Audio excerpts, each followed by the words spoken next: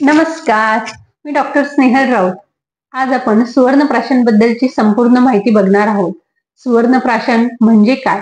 सुवर्ण म्हणजे सोने आणि काही विशिष्ट आयुर्वेदिक औषधी यांचा केलेला संयोग म्हणजे सुवर्णप्राशन होय. सुवर्णप्राशन हे कधी द्यावे? तर सुवर्णप्राशन दर 27 दिवसांनी जे पुष्य नक्षत्र येतं त्या दिवशी द्यावे. पुष्य म्हणजेच पोषण करणारा. तसेच वैदिक शास्त्रामध्ये पुष्य नक्षत्राला नक्षत्रांचा राजा असे म्हटलेले आहे.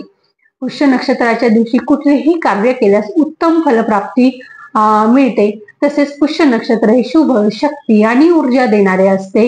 या दिवशी ग्रहण क्षमता ही सर्वात अधिक होते. म्हणून मुलांच्या सर्वांगीण विकासासाठी सुवर्णप्राशन हे या दिवशी दिले जाते.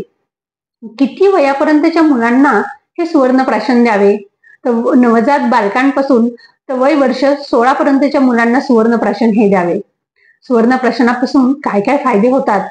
तर मुलांचा सर्वांगीण विकास होतो, मुलांची रोगप्रतिकारक शक्ती वाढते, संसर्गजन्य आजार तसेच ऋतू बदलांमुळे होणारे जे आजार आहेत त्या विरुद्ध लढण्याची शक्ती मुलांमध्ये प्राप्त होते. मुलांची पचनशक्ती सुधारते, बल वाढते, उंची वाढते. एकूणच काय तर सुवर्णप्राशन घेतलेली मुले ही इतर मुलांच्या तुलनेमध्ये सुदृढ, शक्तिशाली आणि प्रभावशाली होतात. धन्यवाद.